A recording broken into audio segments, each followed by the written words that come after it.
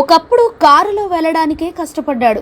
నేడు తన దగ్గరున్న లగ్జరీ కార్ల కలెక్షన్స్ చూస్తే షాక్ అవ్వాల్సిందే. తన అద్భుతమైన ప్రదర్శనతో తిలక్ వర్మ భారత క్రికెట్ లో ఒక ప్రత్యేక స్థానాన్ని సంపాదించుకున్నాడు. ఆసియా కప్ 2025 కోసం జట్టులో కూడా ఉన్నాడు. తిలక్ క్రికెటర్ గా ఎదగటానికి చాలా కష్టపడ్డాడు. అతని తండ్రి ఎలక్ట్రీషియన్ గా పనిచేసేవారు. కానీ ఇప్పుడు తిలక్ వర్మ కోట్లకు అధిపతి. అతని మొత్తం ఆస్తులు, కార్ల కలెక్షన్స్, ఐపీఎల్, బీసీసీఐ నుండి ఎంత జీతం పొందుతున్నాడో తెలుసుకుందాం. తిలక్ వర్మ నవంబర్ 8, 2002న హైదరాబాద్ లో ఒక తెలుగు కుటుంబంలో జన్మించాడు. అతని తండ్రి నంబూరి నాగరాజు ఎలక్ట్రీషియన్, అతని తల్లి గృహిణి. తిలక్కు చిన్నప్పటి నుంచే క్రికెట్ అంటే చాలా ఇష్టం.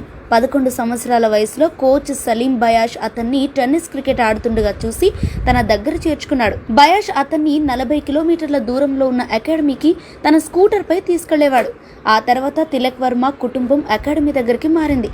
22 ఏళ్ల Tilak Varma left hand batsman. అతను right hand off break bowling కూడా చేస్తాడు. అతను భారతదేశం తరపున వన్డే, టీ20లలో అరంగేట్రం చేశాడు. అతను 2 సంవత్సరాల క్రితం సెప్టెంబర్ 15, 2023న వన్డేలలో, ఒక నెల ముందు టీ20లలో అరంగేట్రం చేశాడు. భారత్ తరపున 4 వన్డే మ్యాచ్లలో 68 పరుగులు చేశాడు. టీ20 విషయానికి వస్తే 27 అంతర్జాతీయ మ్యాచ్లలో 25 ఇన్నింగ్స్లలో 780 పరుగులు చేశాడు. అతను 2 సెంచరీలు, 3 హాఫ్ సెంచరీలు సాధించాడు. ఇక 2022లో ముంబై ఇండియన్స్ తరపున అరంగేట్రం చేసిన తిలక్ వర్మ ఇప్పటికీ అదే జట్టులో ఉన్నాడు. అతను ఇప్పటి వరకు 54 ఐపీఎల్ మ్యాచ్లలో 1499 పరుగులు చేశాడు. ఇందులో 8 హాఫ్ సెంచరీలున్నాయి. మొదటి సంవత్సరంలో ముంబై ఇండియన్స్ అతన్ని 1.70 కోట్లకు కొనుగోలు చేసింది. గత సీజన్లో అతనికి ఒక సీజన్కు 8 కోట్లు వచ్చాయి. Tilak Varma BCCI central contract 2024 నుండి 25లో సి కేటగిరీలో ఉన్నాడు. ఇందులో బీసీసీఐ ఆటగాళ్లకు సంవత్సరానికి ₹1 కోటి ఇస్తుంది. దీంతో పాటు మ్యాచ్ ఫీజు అదనంగా ఉంటుంది. ప్రతి వన్డే మ్యాచ్కు ఫీజు 6 లక్షలు, టీ20కి 3 లక్షలు ఉంటుంది.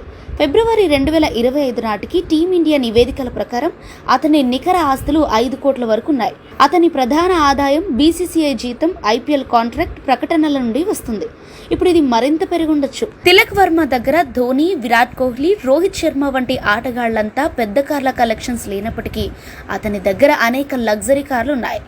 నివేదికల ప్రకారం అతని దగ్గర Mercedes Benz S class, BMW 7 సిరీస్ కార్లు ఉన్నాయి. అలాగే Tilak Varma SS sports, boat వంటి బ్రాండ్లతో ప్రకటనల డీల్స్ ద్వారా కూడా భారీగా సంపాదిస్తున్నాడు.